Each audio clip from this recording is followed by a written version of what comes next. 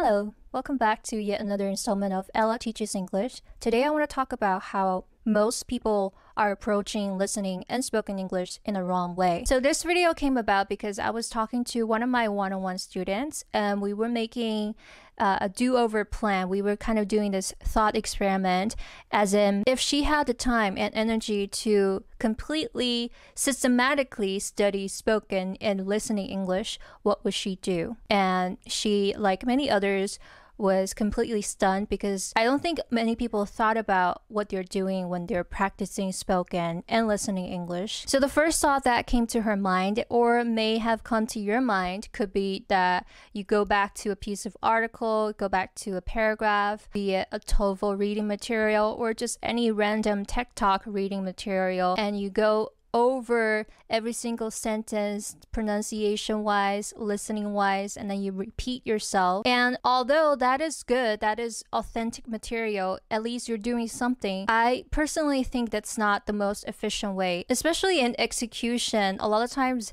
these study routines can feel like rote, like they're just doing it just because they don't really know what to pay attention to. And then after a while, they don't really know how to measure whether or not they've progressed. And so most people struggle with spoken English and listening, particularly because they haven't systematically studied pronunciation and more specifically, connection of speech. The way that it manifests first in your listening is that because you haven't figured out how native speakers put words together, although they might be saying the words that you previously know, that you can read and understand on a piece of paper, it just doesn't register in your brain that that's the words that they're using. So just diving head into a piece of material with paragraphs or sentences, it's too much. So when you don't have a systematic training in 连读, when you don't have a systematic training in grammar, which is another point I want to get into, a lot of these listening practices are just kind of like you stepping around in place because you never got to the root problem. So let's say someone gives you an IELTS listening material and all the words or every other word you pronounced it wrong.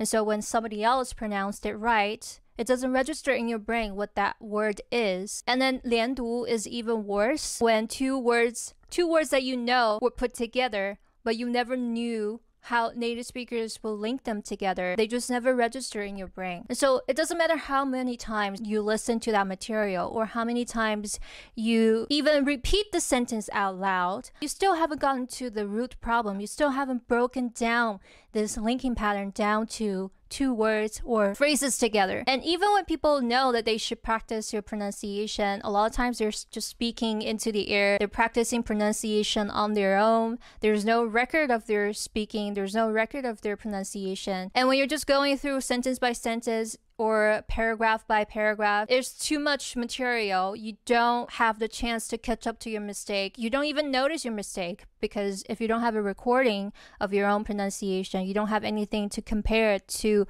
the original version. And so my alternative is to really work on, to really hone in on one single syllable, be it a vowel or a consonant at a time. And once you get that all dealt with, move on to connection of speech. And then in my course, in my pronunciation course, I really break everything down. I don't give you sentences right away. I have you practice 2 words or 3 words together, and then we can move on to sentence by sentence. When you're practicing pronunciation, it's not about how many paragraphs, how many articles that you recite or you mimic. A lot of times you're just repeating the same mistakes over and over again, and in fact, strengthening your mistakes. When you practice one sentence at a time, you can immediately hear it. It's about quality, because otherwise these linking patterns are still going to be really confusing to you. It's going to be way too fast. You won't catch up. That whole process can be likened to cutting a tree with a really dull knife. Once you know the basics, once you know the consonants, vowels, and linking patterns, and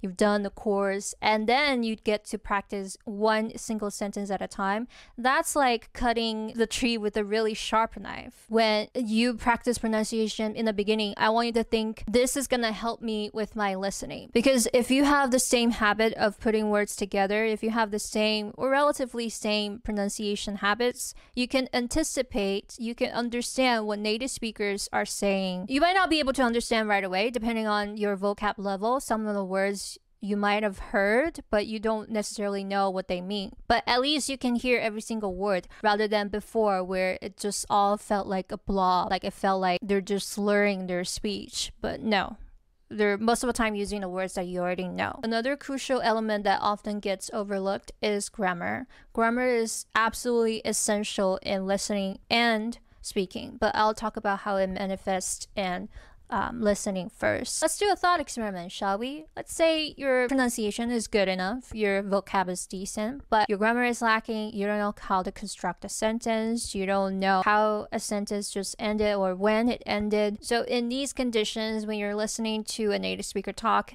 either in real life or on TV, you can hear keywords. You can even make out or guess what they're saying just by the keywords. When your head is all invested in what they're saying and how to construct their sentence for them, you don't have the time and energy to construct what you want to say. And so in conversations, a lot of people might say, oh, I don't know what to say. But this is not necessarily that their spoken English is bad. It's just they couldn't catch up with the other conversationalists because their brain is too busy just trying to understand what they're saying. They barely have time to construct their sentence. And the way that having poor grammar manifests in spoken English is even more dire, it's even more severe because you're just basically spitballing words. You're kind of throwing the spaghetti against the wall and see which one sticks. Native speakers will often ask you to reiterate what you said, to clarify what you said, because they can't make out what you want to say just by random keywords. Even I am thinking of my grammar structure. I do it really fast in my head. It's habitual. It's unconscious. I'm not just spewing nonsense. Every single thing, every single sentence has a structure. Every single word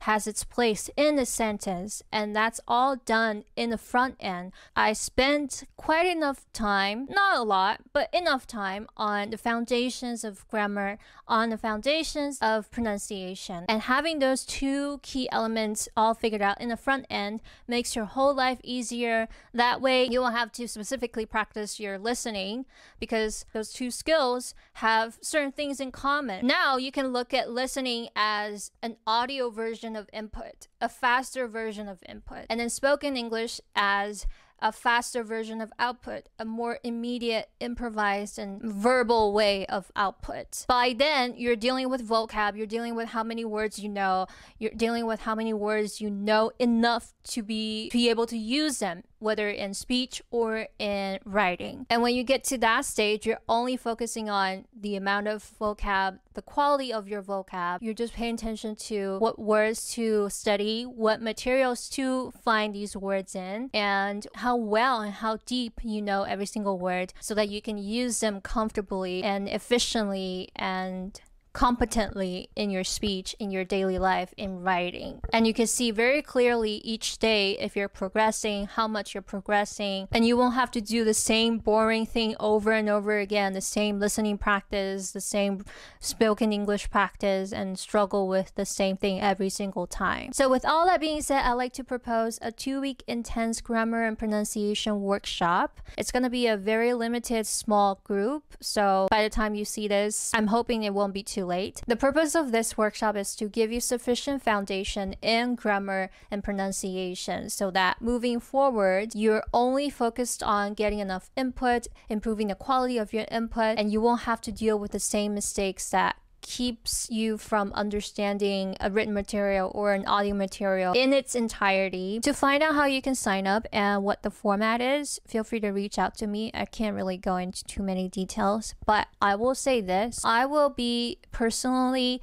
correcting every single person's pronunciation. I will be handing out assignments and homework and adjusting your pronunciation in real time. So that's the best course of action that I personally think you can take towards getting better at spoken English, at listening, because those two elements, grammar, pronunciation, seep into not just spoken English and listening, but every single aspect, right? You need grammar to write, you need grammar to read. So really, it's just the foundation of everything. So don't want to miss out on this opportunity, and who knows, I might keep it for a week. Spots are limited. You might get it this time, you might not. No hard feelings, no pressure if you can't afford it, but I'm just having a good time. I can't wait to meet you all there. So bye.